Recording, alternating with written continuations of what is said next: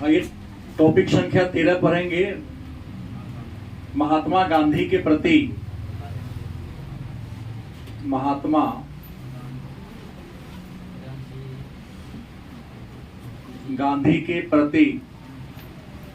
समकालीन दृष्टिकोण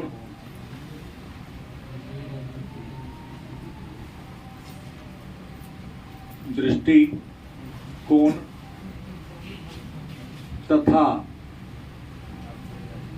भारतीय राजनीति में गांधी का योगदान।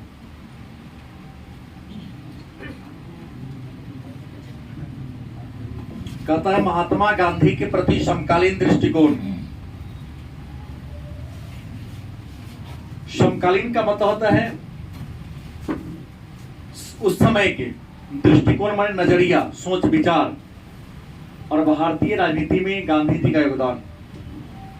मतलब महात्मा गांधी जब भारत के राजनीति में प्रवेश किए तो महात्मा गांधी के प्रति लोगों का नजरिया कैसा था, लोगों का सोच कैसा था, लोगों का विचार कैसा था,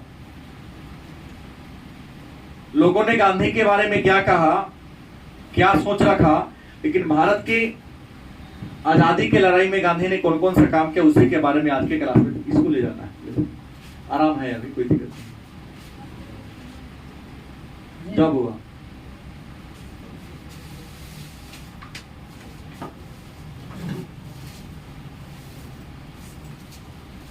भारत के राजनीति में महात्मा गांधी का योगदान के बारे में हम लोग क्या करेंगे, चर्चा करेंगे।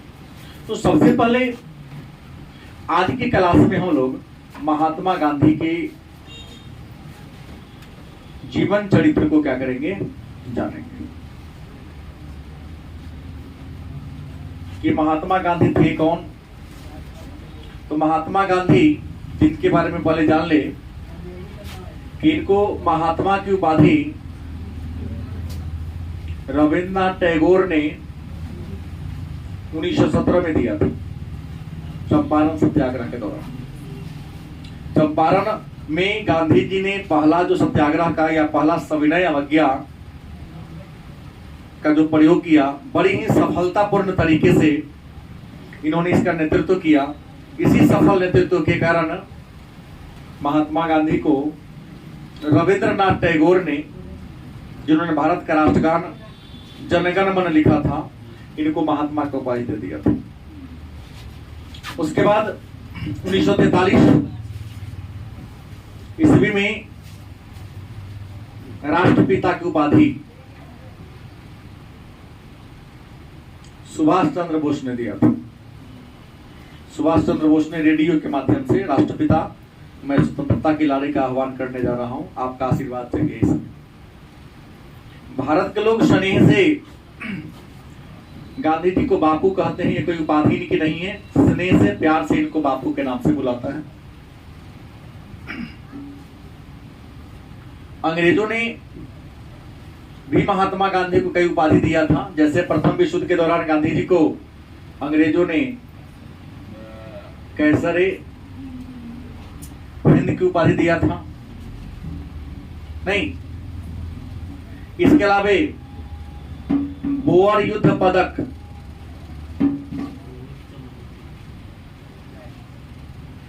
उपाधि दिया था। और प्रथम विश्व युद्ध के दौरान महात्मा गांधी ने घायलों का बहुत सेवा किया था। तो गांधी जी के इस काम को एम्बुलेंस सेवा नाम दिया गया था, है ना, कैसा बात। इसके बाद बोअर युद्ध पदक, जुल्लू युद्ध पदक अफ्रीका में गांधी जी को अंग्रेजों ने क्या किया था, दिया था। तो इतने बड़े शख्सियत, आखिर महात्मा गांधी थे कौन, इनका जन्म कब हुआ था, कहाँ हुआ था, उन्होंने देश की राजनीति में क्या क्या किया। तो सबसे पहले बता दें तो महात्मा गांधी का जन्म 2 अक्टूबर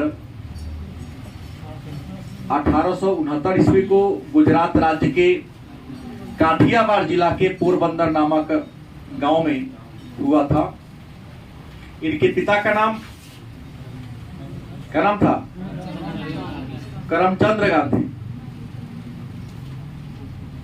जो राजकोट के क्या थे, दीवान थे। और माता का नाम पुतली बाई, जो कुशल गृहिणी महिला थी। कस्तूरबा माखन जी के साथ क्या, कस्तूरबा माखन जी के साथ 13 वर्ष की अवस्था में इनका विवाह हो गया था। जन्म हुआ 1869 में, और कब 1882 में, कब 1882 ईस्वी में कस्तूरबा माखन जी के साथ इनका क्या हो गया, विवाह हो गया। गांधी जी को बचपन में मनु के नाम से लोग बुलाता था। मनु इनके बचपन का नाम था। राजकोट के अल्फ्रेड हाई स्कूल में इनकी शिक्षा दीक्षा हुई थी। अल्फ्रेड हाई स्कूल जो राजकोट में पड़ता है, क्योंकि राजकोट में इसलिए क्योंकि इनके पिताजी राजकोट के क्या थे, दीवान थे, मुंशी जी थे, लिखा पढ़ी करने वाले कर्मचारी थे, वहीं पर इनकी शिक्षा दीक्षा हुई। लेकिन गांधी जी के जीवन पर सबसे ज्यादा प्रभाव इनके माता जी का पड़ा था।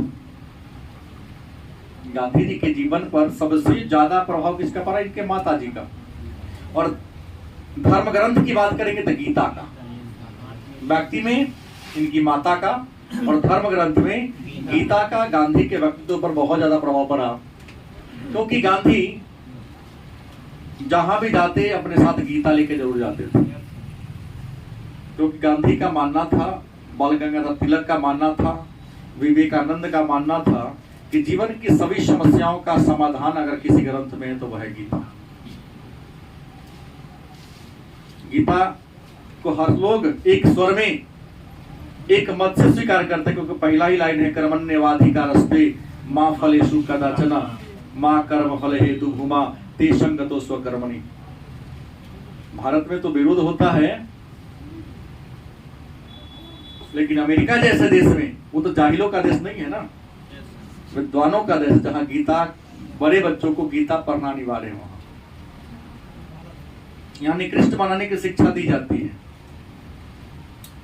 सही बोल रहा हूँ कि जहां गुरुजी ही फॉर्मूला अपनाए हुए 11 बजे देर ना 1:30 बजे भेजना, तो वैसे ब्रेन का बच्चा वैसा क्यों ना होगा। बच्चे समाज के दर्पण होते हैं, और वहां यहाँ निकृष्टता सिखाई जाती है, वहां पर कर्मण्यता, यहाँ पर अकर्मण्यता, वहां कर्मण्यता सिखाई जाती है, तब गीता का पाठ पढ़ाया जाता है। अगर यहाँ गीता हो तो सारा विरोधी बातें रोड पर, हिंदू मुसलमान बात की बात है, पहले सारा विरोधी एक हो जाएगा। गीता हमेशा स्वयं लिखा है कि जब भी मैं किसी समस्या में पड़ता तो गीता का मैं अध्ययन अवश्य करता था। गांधी जी के 4 गो संतान हुए थे, रामलाल, उसके बाद हरिलाल, रामदास, देवदास। नहीं, गोद नहीं लिए थे, गांधी के सिद्धांतों को फॉलो करते थे, इसलिए जमनालाल बजाज को गांधी का 5वां पुत्र कहा जाता है। जमना लाल व्यापारी थे, हाँ बहुत बड़े व्यापारी थे। जमनालाल बजाज को गांधी का 5वां पुत्र कहा जाता, उपाधि दिया गया, बेटा इनके थे नहीं। रामलाल, हरिलाल, रामदास, देवदास अपने पुत्र थे। गांधी की जो राजनीतिक गुरु थे उनके नाम था गोपाल कृष्ण गोखले।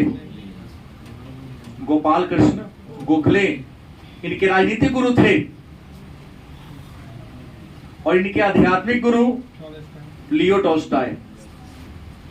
लियो टॉल्स्टॉय गांधी के क्या थे, आध्यात्मिक गुरु थे। गांधी जी के पिता की इच्छा थी कि हमारा बेटा क्या बने, वरिष्ठर बने, अधिवक्ता, वकील बने।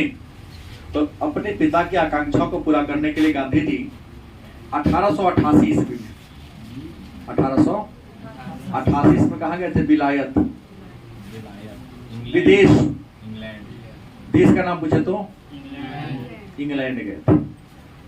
बारिस्टरी की पढ़ाई, मैंने वकालत की पढ़ाई पढ़ने के लिए गांधी जी 1888 में कहा गए इंग्लैंड गए और इंग्लैंड में रहकर इन्होंने वकालत की शिक्षा प्राप्त किया और 1888 से लेकर 1891 ईस्वी तक इंग्लैंड में रहकर इन्होंने वहां स्टडी की, मतलब वकालत की शिक्षा प्राप्त किया और शिक्षा प्राप्त करके 1891 ईस्वी में कहाँ आ गए? भारत। और यहाँ पर 1891 ईस्वी तक भारत में 4 हाई कोर्ट खुल चुका था और बम्बे हाई कोर्ट में, कहा? बम्बे हाई कोर्ट में इन्होंने वकालत करना शुरू कर दिया। नहीं, गांधी, मैं पहले बोल दिया हूं, गीता में खूब भरोसा करते थे, उपनिषद का पाठ करते थे। नहीं, इन्होंने उपनिषद से ज्ञान लिया था कि सत्य परेशान हो सकता है, पराजित नहीं। और भारत का आदर्श वाक्य भी मुंडकोपनिषद से लिया गया है, सत्यमेव जयते, मतलब सत्य की हमेशा क्या होती है? जय होती है। तो गांधी जी झूठ बोलते ही नहीं। गांधी जीवन में, व्यक्तिगत जीवन में या सार्वजनिक जीवन में भी कभी झूठ, जब इनको ज्ञान हो गया, झूठ कभी नहीं बोले। परिणाम वो वकील तो बनकर आए, वकालत नहीं चलती थी, क्योंकि पूरा मतलब वकालत में, कोर्ट में गीता पर हाथ रख के, कुरान पर हाथ रख के लोग कसम खाता है कि मैं झूठ के सिवा सच कभी नहीं बोलूंगा। कहने के लिए बोलता है ऊपर मन से कि मैं जो भी बोलूंगा सच बोलूंगा, लेकिन नहीं, अंदर उसका हृदय कहता है कि मैं जो भी बोलूंगा झूठ बोलूंगा। हाँ, अभी भी कहा जा रहा, खाता है। बार काउंसिल का जब दिलाता होगा शपथ, उस टाइम में दिलवाता होगा। हर केस में तो नहीं ना? हर केस में नहीं होता है, हर केस में नहीं होता है। हाँ हाँ, वहां दिया जाता है, लेकिन वहां भी गीता नहीं होगा। रात भर में कुछ घटना उसके जीवन में घट जाएगा, कुछ कागज के लपेट कहता होगा यही गीता है। धर्म ग्रंथों पर हाथ रखकर देखा गया है, अगर आप गलत करते हैं तो उसका प्रायश्चित आपको भुगतना, उसी महीना में भुगतना पड़ेगा। भले कुछ लोग नहीं मानते धर्म को, अलग बात है, लेकिन अभी पाला उनको पड़ा नहीं। कोई तो सृष्टि में ऐसी शक्ति है जो सृष्टि को संचालित कर रही है, वही शक्ति क्या? ईश्वर है। तो हमने कहा बॉम्बे हाई कोर्ट में वकालत करना शुरू कर दिया, लेकिन झूठ नहीं बोलेंगे तो वकील के ना बन गए, वकालत की चलती नहीं थी। इसी दरमियान गांधी जी के सामने एक मुकदमा आया था।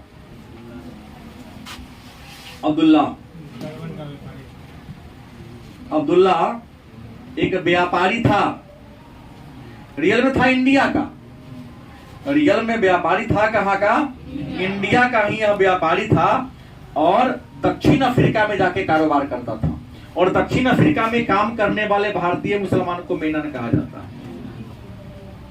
दक्षिण अफ्रीका में काम करने वाले भारतीय मुसलमान को मेनन कहा जाता था। मेनन मुसलमान कौन? अब्दुल्ला। किसी के पास गए, फिल्मों में दिखाता है ना, कोई बहुत बड़ा बदमाश होगा, विलेन होगा, तो उसका मुकदमा कोई वकील उसके विरुद्ध लेता होता नहीं है। तुम आज मुकदमा लोगे, कल तुम्हारे बेटा मुकदमा की पैरवी करने किसी और वकील के पास जाएगा। हमकी आदत है पहला ही। मेरे भी किसदार करने जाएगा थाना में, वकील खोजेगा बयान से, क्या पता ना लेंगे, हाँ मार देंगे तो। कहने को सही था मेरा, धमका देता, फिल्मों में दिखाता है। तो अंग्रेजी के विलेन था ना इंडिया में, अफ्रीका में विलेन था, क्योंकि अंग्रेजी सरकार के विरुद्ध इनका मुकदमा था, टैक्स के धोखाधड़ी का मामला था इनके ऊपर। कोई वकील इनके मुकदमा को ले नहीं रहा था। अंतिम मुराद कौन था? किसने कहा कि गांधी जी है जो लड़ सकता है? क्योंकि गांधी के अंदर सब कुछ निर्भय थे। गांधी की सफलता का सबसे बड़ा राज था कि गांधी के मन में किसी के प्रति डर नहीं था। और जो इंसान सच्चाई के रास्ते पर चलता है, वास्तव में उसके मन में डर नहीं होता। गलत सही, डर गांधी के अंदर नहीं था। अब गांधी आए तो कुछ नहीं किए, भारतीयों के मन में निर्भीकता का पाठ बढ़ा दिया। गांधी के राजनीति में आने से पहले भारतीयों के मन में क्या था? डर था। लाल टोपी का पुलिस वाला, गांधी आए, डर हटा दिए कि कुछ नहीं है, वो तो लेखन इंसान है, दायरे में रहकर काम करो। अब ये कि कायदे में रहोगे तो फायदे में रहोगे, कायदा में रहना लोगों को सिखा दिया। और वही कायदे में रखते रखते अंग्रेजों को भागने के लिए क्या कर दिया था, मजबूर कर दिया था। तो डर गांधी के मन में क्या था, नहीं था। अब्दुल्ला का अपने सारी समस्या को सुनाया। गांधी जी कहे कि हम तुम्हारी मुकदमा को लड़ेंगे, नहीं जरूर लड़ेंगे। और इसी के मुकदमा की पैरवी के लिए गांधी जी 1891 ईस्वी में, सॉरी 93 ईस्वी में 2 साल बॉम्बे हाई कोर्ट में वकालत किए। 1893 ईस्वी में कहां चल गए, दक्षिण अफ्रीका चले गए। 1893 ईस्वी में गांधी जी कहां चले गए, दक्षिण अफ्रीका में चले गए। आपको बता दें, गांधी जी दक्षिण अफ्रीका में गए तो यहां आने कुछ देखा चाहे ना देखा, नस्लवाद को जरूर देखा, नस्लवाद के अत्याचार को गांधी ने खूब महसूस किया। यहां पर कुछ है चाहे ना है, लेकिन नस्लीय भेदभाव अवश्य है, क्योंकि दक्षिण अफ्रीका में रंग भेद की नीति थी। चमड़ी के रंग के आधार पर जो भेदभाव किया जाता है उसे भेदभाव को रंग भेद कहते हैं। और अफ्रीका में एक था गोरी चमड़ी, एक काली, एक रंगीन। हाँ, गोरी माने अंग्रेज, काला अफ्रीकन, और दोनों को जो मिक्सअप हो गया इसको रंगीन चमड़ी कहा जाता है। जैसा नहीं, ना गोर है ना करिया, दोनों का बीच का कॉम्बो हो गया, नहीं ना हो गया। हाँ, परिश्रम तुम लोग कहते, लेकिन उसको कॉम्बो नहीं कहा जाएगा। भेदभाव था। गांधी जी इस नस्लवाद का, नस्लीय अत्याचार का या रंग भेद का शिकार हो गए। और आपको बता दें ना, दक्षिण अफ्रीका में रंग भेद की समाप्ति 1990 में हुई थी। यो खत्म हुआ इंडिया के प्रयास से। और दक्षिण अफ्रीका में लोकतंत्र की स्थापना भी 1990 में हुई थी। और यहाँ के पहले राष्ट्रपति नेल्सन मंडेला थे, जिन्होंने अपने जवानी का 28 साल जेल में बिता दिया था। उन्होंने जेल में रखकर किताब भी लिखा, स्ट्रगल इज माई लाइफ, संघर्ष ही हमारा जीवन है। और आंग सान सुकी म्यांमार की है ना, वो भी उन्होंने भी एक बहुत दिन जेल में रही। हाँ, लॉन्ग वॉक टू फ्रीडम। तो ऐसे ऐसे राजनेता हुए हैं। तो 90 में यहाँ पर लोकतंत्र का स्थापना, यहाँ पर रंग भेद था। 90 में खत्म हुआ रंग भेद दक्षिण अफ्रीका में। इंडिया ने बड़ी सपोर्ट किया था। सबसे नवीनतम संविधान इसी देश का है। 90 में तो आया ही है, लेकिन अब आ जाएगा नेपाल का 2015 नया जो बना है। तो हमने कहा नस्लवाद का शिकार इसलिए हो गए कि गांधी जी डरवन से, कहां से, कहां जा रहे थे, प्रिटोरिया। डरवन में तो इन्होंने रहा ही, और जो वहां का अदालत वहां प्रिटोरिया में था। उस प्रिटोरिया का अदालत में केस का पैरवी के लिए, मुकदमा की पैरवी के लिए जाना था। डरबन से प्रिटोरिया जाने के लिए ट्रेन जा रही थी। यहाँ पर बीच में के स्टेशन था मृत जावर्ग। पहले रेलवे में 4 श्रेणी था, 1, 2, 3, 4। अंग्रेजों के शासनकाल में भारतीयों को 4 वर्ग में बांट दिया गया था। ए श्रेणी के टिकट, बी श्रेणी का, सी श्रेणी का, डी श्रेणी, 4 नंबर का टिकट दे दिया था। गांधी फर्स्ट क्लास के टिकट लेके गए थे। दूसरे के पैसा में फलार करना है तो क्या दिक्कत। देखो ना, आदमी गांव में ऐसा जुगला सब होता है, जब केस मुकदमा पैरवी करवा देगा, लड़वा देगा, और तुम लड़ लोगे तो धोती उठ जब पहनेगा नहीं, आ जाएगा तो हाथ फैला के बैठेगा। खूब बिगड़ता है कोर्ट में, रसगुल्ला मलाई चूड़ा रखता है, रे लाते एक प्लेट। उनके पिताजी का पैसा में तो बेचारा गरीब आदमी का पैसा लगता है। घरे भात तरकारी खाता हो, चावल नहीं खाता होगा नहीं। चुनाव प्रचार में बीड़ी पीने वाले भी बिल सिगरेट पीते हैं। फुटपाथ के होटल पर खा लेते हैं। इटालियन सैलून में दाढ़ी बनवाने वाले वो कहेगा स्वर्ग में चलो ना दाढ़ी बनवाना, तो लेट हो गया। बहुत लोग होते तो इटालियन वाले, इटालियन मतलब ईटा पर बैठ के दाढ़ी बनवाने वाले, इटालियन में पीढ़िया पर बैठ के। लेकिन चुनाव प्रचार में जाएगा कहेगा ना हम पीछे ना बैठते हैं, तो वहां लगे कि मगारी स्कॉर्पियो के इनका सीट बैठेगा। बेचारे चुनाव में लड़ने वाले की मजबूरी है, ना बैठा हुआ ही कोनो दिक्कत नहीं, हम ही पीछे रहो। तो दिन तू ही बैठला। तो गांधी जी भी शायद वही बात देखे कि वहां फर्स्ट क्लास का टिकट था, मृतजा वर्ग में टीटीई आया, टिकट होने के बावजूद भी गांधी को धक्का देकर ट्रेन से बलजोड़ी जबरदस्ती क्या कर दिया, उतार दिया। टीटी ने ना फेंका था सर, दूसरा ना टीटी ने किया था, फेंका था कि सर फेंका नहीं था, उतार दिया गया। हम लोग बढ़ा चढ़ा के गले से फेंक दिया, लेकिन तो मर ही जाता। सुने कि सर उठा के फेंक नहीं, ऐसा नहीं था, उतार दिया गया, जबरन उतार दिया गया। ट्रेन रुकी थी स्टेशन, मृतजा वर्ग स्टेशन था भाई, वहां उतारा गया। लोग कहता फेंक दिया उतार। बात वही था सर, बेइज्जती कर। हाँ बेइज्जती हो गया, बहुत बड़ी बात हो गई ना। तब टीटी उतारा, दूसरे को उतारने का पावर थोड़ी ना। तो टिकट चेक करके उतारेगा, उतार दिया। क्यों? ये नहीं कि टिकट नहीं, कहा कि मेरे पास टिकट है, नहीं तू काले हो ना, टिकट है तो क्या हुआ। गांधी जी काले थे, नहीं देखे थे? बहुत काले थे, फोटो हम तो रियल में देखे थे। गांधी जी काले थे, इसलिए उनको ट्रेन से क्या कर दिया गया, उतार दिया गया। गांधी जी से नस्लवाद के अत्याचार का जब शिकार हो गए तो इन्होंने कोट को करियका, चेहरा पर करियका जो कोट था उसको उतार दिए। तो क्या उधर नेक होता था है हम लोगों का। इन्होंने कहा कि मैं सबसे पहले नस्लीय भेदभाव को मिटाऊंगा, लेकिन नस्लीय भेदभाव को मिटाने के लिए गांधी को दक्षिण अफ्रीका में रहना जरूरी था। दक्षिण अफ्रीका में गांधी जी 24 वर्ष की उम्र में गए थे। गांधी जी जब दक्षिण अफ्रीका में गए थे, इस समय इनका उम्र मात्र 24 ईयर था, 24 साल के नौजवान थे। नहीं, गांधी जी दक्षिण अफ्रीका में ही 1894 ईस्वी में अपने रहने के लिए एक आश्रम की स्थापना किया। उस आश्रम का नाम था टॉलस्टॉय आश्रम। टॉलस्टॉय आश्रम 1894 ईस्वी में दक्षिण अफ्रीका के नेटाल प्रांत में खोला और वहां पर एक संस्था का भी निर्माण किया था, क्योंकि अकेला आदमी कुछ नहीं कर सकता, समूह में रहेगा तो बहुत कुछ कर संभव है। नहीं, एक संस्था खोला था, क्या नाम था उसका? पत्रिका का नाम क्या है बोल रहे? मैंने कहा संस्था नेटाल भारतीय कांग्रेस। नेटाल भारतीय कांग्रेस अमेरिका दक्षिण अफ्रीका के नेटाल प्रांत में भारतीयों का, जो भारतीय प्रवासी थे, उनका एक समूह बना दिया, नेटाल भारतीय कांग्रेस की स्थापना कर दिया और अपने विचारों को, अपने सिद्धांतों को आम जनता तक पहुंचाने के लिए दक्षिण अफ्रीका में एक अखबार भी निकाली थी। नहीं, अखबार का नाम क्या था? Indian opinion. क्या नाम था?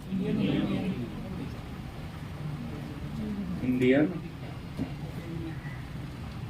ओपिनियन। क्या आप लोग बोल रहे हैं? नेटिव कहां से होगा? इंडियन ओपिनियन नामक पत्रिका निकाली और अपने विचारों को, अपने सिद्धांतों को उसी पत्रिका में लिखकर लोगों तक फैलाने का, लोगों तक पहुंचाने का क्या करते थे, काम करते थे। धीरे धीरे इनके समर्थकों की संख्या क्या हो गई, बढ़ गई।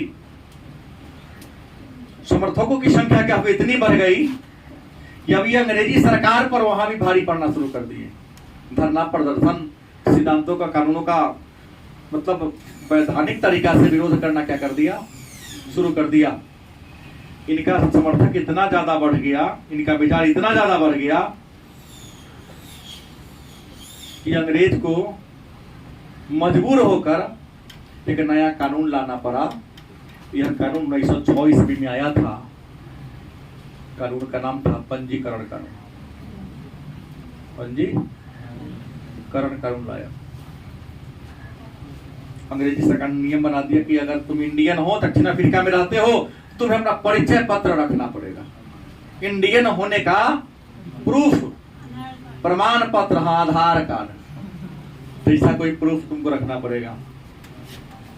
गांधी ने देखा, मैंने अंग्रेज सोचा, ये सोच के ऐसा नियम बना दिया कि लोग आंदोलन कर रहा है, हमारे विरुद्ध संघर्ष कर रहे हैं, अगर नियम बना देंगे ये तुमको रखना है तो क्या होगा, सारा लोग अपन परिचय पत्र बनवाने अपना देश जाएगा, कार्यकर्ता छिन्न भिन्न हो जाएंगे, आंदोलन थम जाएगा। बड़ी सोची समझी रणनीति थी उसकी, लेकिन कहावत तो बुर्बक को ना समझा देगा। जैसे 1930 में गांधी ने सविनय अवज्ञा आंदोलन चलाया था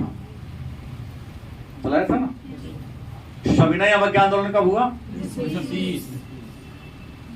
इसकी शुरुआत किस यात्रा से हुई थी? दांडी यात्रा से हुई थी। इस आंदोलन को रोकने के लिए ही, वार्ता करने के लिए नहीं, आंदोलन के प्रभाव को ही कम करने के लिए राउंड टेबल कॉन्फ्रेंस बुलाया गया कि सारा नेता इंग्लैंड में आ जाएगा, लंदन में आ जाएगा, वहां नेता रहेगा नहीं तो आंदोलन के ना चलेगा। षड्यंत्र था वहां भी। मीटिंग तो एक बहाना था, अंदर की षड्यंत्र था। हालांकि कांग्रेस में ही, जैसे गांधी ने 1920 में जो असहयोग आंदोलन शुरू किया, नागपुर में सम्मेलन बुलाया गया, कलकत्ता में सम्मेलन बुलाया गया प्रस्ताव को पास करने के, दो लोग विरोध किया था। पता है ना? नाम बता सकते हैं? नहीं। सुभाष चंद्र बोस विरोध करने, मोहम्मद अली जिन्ना और एनी बेसेंट विरोध की थी। कांग्रेस छोड़ दिया था कि आप चलाइएगा तभी पार्टियों को छोड़ देंगे। और ये बात मिलेगा कहाँ? आजादी के बाद विपिन चंद्र राय के इतिहास लिखे हैं ना, स्वतंत्रता के बाद भारत का इतिहास। कई ऐसे नेता, पोल खुलेगा तब जब कुछ अच्छी अच्छी पुस्तक को पढ़ेंगे।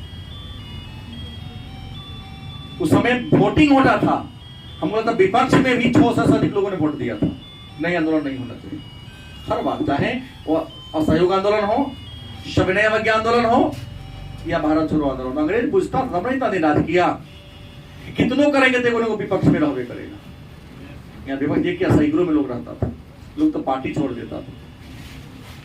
तो गांधी इंडियन ओपिनियन मैंने पंजीकरण कानून लाया 1906 में। इसी कानून का गांधी ने क्या कर दिया? विरोध कर दिया कि नहीं जाएगा खुला। भाई सीधी सी बात है कि आप इंग्लैंड के हो, आपके पास प्रूफ है कि तुम इंग्लैंड के हो, रखेगा तो सबके लिए ना होगा। जो 50 वर्ष यहाँ रह रहा है, अपने बिहार में रेलवे में कुछ बदमाश पुलिस लोग लागू कर दिया था कि आप बिहार के हैं तो बिहार परिचय पत्र रखना पड़ेगा। इसके नाम पर जीआरपी वाला, जीएमपी वाला तो पुलिस होता है ना, जबरदस्ती बिहार उत्तर प्रदेश के मजदूरों से पैसा सुनता था, बदतमीजी किया करता था।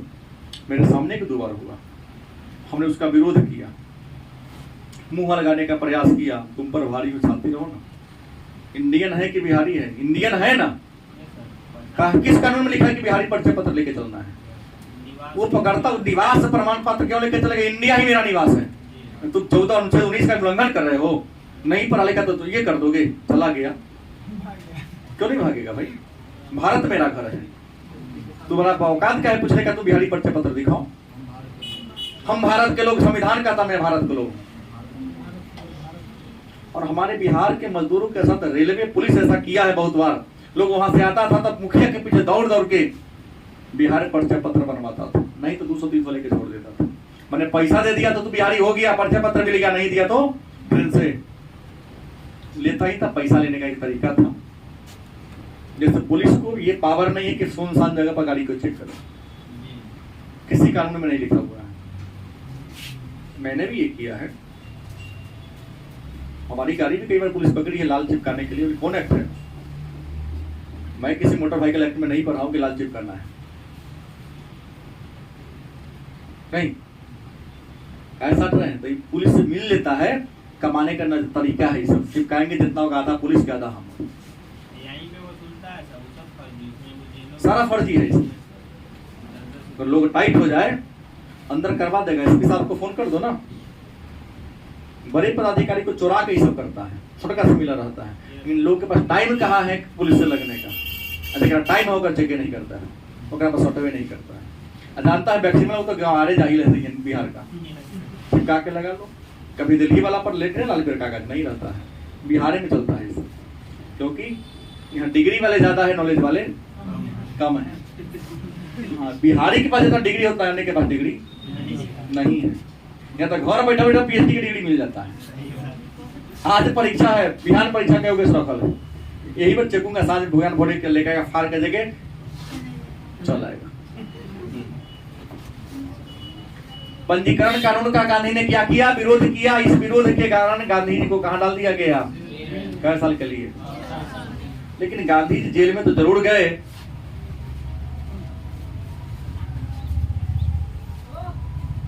लेकिन अफ्रीका के में जो उन्होंने अपना समर्थक का संख्या बढ़ा लिया था, उनके समर्थक के उत्साह में कमी, धरना प्रदर्शन लगातार चलता रहा। गांधी जेल से निकले, यहाँ के माहौल को देखे तो लगा कि नहीं, हम जिस आंदोलन को शुरू किए तो आंदोलन क्या हो गया, सफल हो गया। लगा कि इनको हमको भी हराने की कोई जरूरत। गांधी जब जेल में थे तो इनकी पत्नी कस्तूरबा गांधी जेल मिलने गए थे दक्षिण अफ्रीका। भारत के कई बड़े बड़े नेता मिलने गए थे, उसमें इनके गुरु बाद में न बने गोपाल कृष्ण गोखले भी इनसे मिलने गए थे। कई बड़े बड़े शख्सियत। गांधी कौन है जो हल्का मचा दिया इंडियन जवान, अंग्रेजी का छक्का छोड़े, क्योंकि पेपर में छपता था ना कि इंडियन एक है जो अफ्रीका में तहलका मचेले हैं। तो बड़े बड़े नेता गए थे गांधी से मिलने।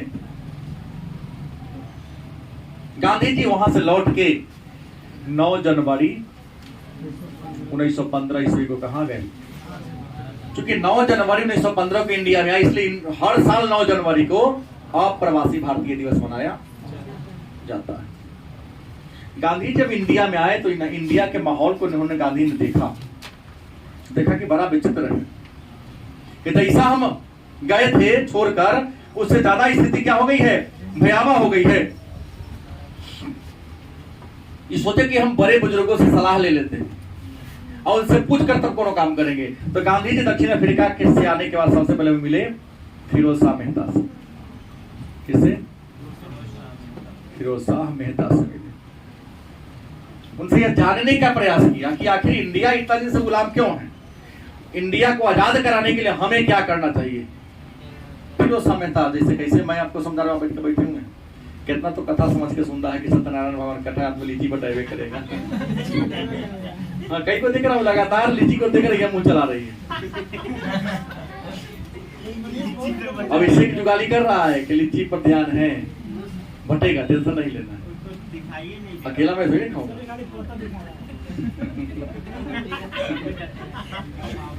फिरोज शाह मेहता से मिलने गए। फिरोज शाह मेहता का विचार इनको हिमालय के समान लगा। कैसा लगा? मन में सोचे हिमालय पर चले कहीं गिर गए तो हड्डियों ना बचेगा, इसलिए इनकी बात को मानना उचित। अंत में ये किसके पास गए? तिलक के पास गए। दूसरी बात किसके पास गए? तिलक मैंने बाल गंगाधर तिलक। उनसे बात शेयर किया, भाई देश आजाद करने के लिए मुझे क्या करना चाहिए। बाल गंगाधर तिलक भी इनको लगे बैठा के समझाने को, जूनियर थे उनके सामने। ये तिलक का बात इनको समुद्र के समान गहरा लगा, महासागर लगे। तो कहीं उड़ गए तो तैराए नहीं, वो डूब के मर जाएंगे। ये भी गुरु के लायक। अरे गुरु साधारण आदमी होना चाहिए जिनकी बात आसानी सबको समझ में। इतना गुरु गुड़ हो जाए, गहिरा हो जाए कि डूब जाए तो क्या फायदा गुरु बनाने से। तीसरी बारी गए, किसके पास गए? गोपाल कृष्ण गोखले के पास। इनको गंगा के समान लगा। इनको लगा कि नहीं, गंगा को तैरा जा सकता है। दायरा है, समुद्र का कोई दायरा नहीं है, पहाड़ की कोई, हिमालय की तो बहुत ऊंचा है। तो फिरोज शाह गोखले को, गोपाल कृष्ण गोखले को अपना क्या बना लिया?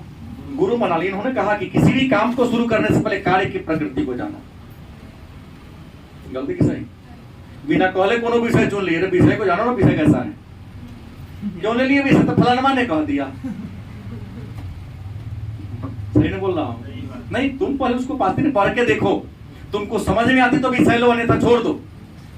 कोनो से पूछ के सर कौन विषय निमन होता है, तो विषय कोई खराब, तुम्हें रुचि किस विषय में है, विषय अपने रुचि के अनुसार लिया जाता है।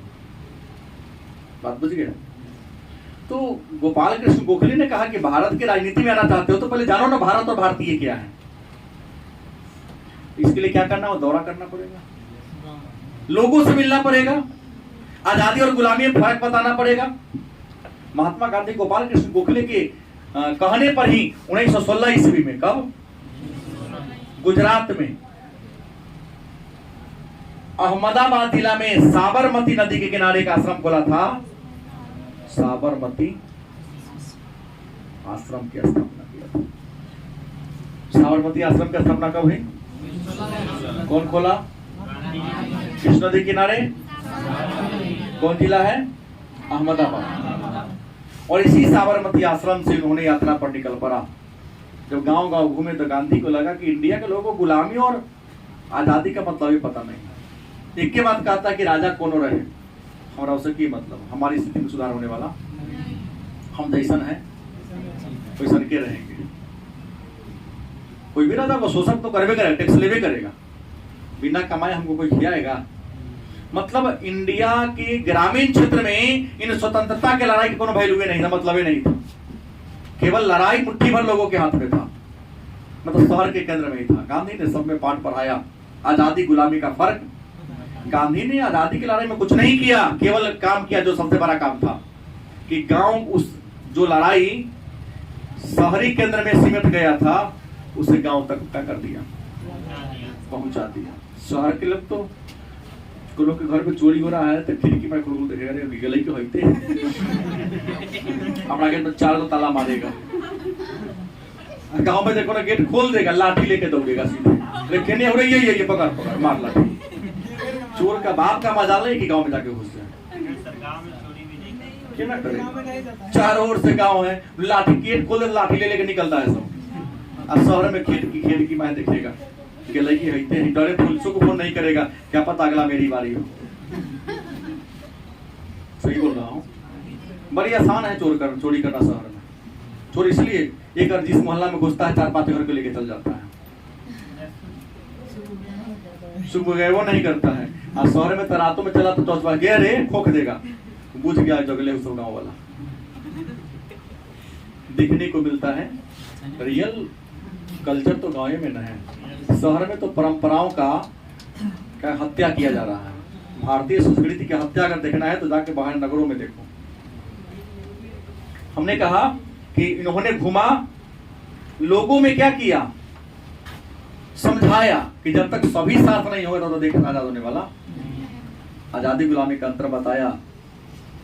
इस दौरान गांधी जी की मुलाकात बिहार के किसान राजकुमार शुक्ला से हुई और आजादी की लड़ाई करने के लिए कई राष्ट्रव्यापी और कई क्षेत्रीय आंदोलन चलाए। गांधी के आंदोलन को 2 भागों में बांटा गया, क्षेत्रीय आंदोलन, राष्ट्रव्यापी आंदोलन। गांधी ने क्षेत्रीय आंदोलन में 1917 में चंपारण सत्याग्रह, 1918 में खेरा किसान आंदोलन, अहमदाबाद श्रमिक आंदोलन और राष्ट्रव्यापी आंदोलन में 1920 में असहयोग आंदोलन, 1930 में, 1942 में। गलती सही, ये तीनों राष्ट्रव्यापी आंदोलन था गांधी का। और ये तीनों चंपारण सत्याग्रह, अहमदाबाद श्रमिक आंदोलन, खेरा सत्याग्रह क्षेत्रीय आंदोलन था, छोटे मोटे आंदोलन थे। इन आंदोलन के प्रभाव से लोगों के मन में क्रांति का ज्वाला क्या कर दिया, पैदा किया। और सहयोग आंदोलन भले ही असफल हो गया कि लेकिन लोगों के मन में निर्भीकता आ गई। अंग्रेजों के प्रति जो भय था वो भय क्या हो गया, समाप्त किया गांधी ने। और इसी का परिणाम था कि 15 अगस्त 1947 को अंग्रेज इंडिया मुक्त करने के लिए क्या हो गया, मजबूर हो गया। राजनीति में मजबूर हुआ क्योंकि केवल गांधी का योगदान नहीं था, अंग्रेजी की औकात भी नहीं थी अब कि इंडिया को गुलाम बना के रख सके। क्योंकि प्रथम विश्व युद्ध, सेकेंड विश्व युद्ध में बहुत ज्यादा खर्च हो गया था, सेना नहीं था, रुपया उसके पास नहीं था और विश्व का दबाव था। इंग्लैंड की जनता भी चाहती थी कि नहीं, आजाद आपको करना पड़ेगा। क्योंकि आजादी के समय इंग्लैंड में सरकार बदल गई थी, कंजर्वेटिव पार्टी की सरकार गिर गई, लेबर पार्टी की सरकार आ गई। उसी वह व्यक्ति जीत गया जिसने कहा था कि मैं पीएम बनूंगा तो इंडिया को आजाद कर दूंगा, और जिसने कहा था कि तलवार के बल पर इंडिया को जीता हूं, तलवार के बल पर दबा के रखूंगा। चुनाव क्या हो गया था, चर्चिल हारा, एटली जीता, लेबर पार्टी जीता। मतलब इंग्लैंड की जनता भी चाहती थी इंडिया क्या हो, आजाद हो। आजाद तो हुआ, लेकिन आजादी के जश्न में गांधी जी हिस्सा नहीं लिए, क्योंकि आजादी से एक दिन पहले 3 जून योजना, ये लॉर्ड माउंटबेटन योजना के तहत हमारे देश का बंटवारा हो गया था। गांधी, सभी लोग जश्न मना रहे थे, गांधी जी नोआखाली में आंसू पोंछ रहे थे। नोआखाली जो समय कलकत्ता में था, आज बांग्लादेश में पड़ता है, वहां हिंदू और मुसलमान का जबरदस्त दंगा छिड़ गया था। बात समझ गए। इस विभाजन के दौरान कुछ ऐसी समस्याएं आ गई थी कि गांधी का शिष्य ये अतिवादी हिंदू कह सकते हैं। नाथूराम गोडसे दिल्ली में क्या कर दिया, इनको हत्या कर दिया। सर हत्या हो गई कि बचे भी? बच्चे नहीं, 6 को गोली मारा था, क्या ना बच्चे। 80 साल के बुढ़ा को मारा है। गांधी जी को क्या कर दिया, मार दिया। गांधी जी मरे, मरते समय अंतिम समय इनका क्या था, हे राम। इनको दिल्ली में ही राजघाट नामक स्थान पर दफना दिया गया और इनके समाधि का नाम भी क्या है, राजघाट। राजघाट जलाया गया। उसमें हम ऐसा देख हाँ, जलते राष्ट्रपिता है ना। तो ये गांधी और गांधी का जीवन चरित्र है। अब कल की क्लास से हम लोग गांधी के दौर चलाएगा क्षेत्रीय आंदोलन और राष्ट्रव्यापी आंदोलन पर क्या करेंगे, चर्चा करेंगे।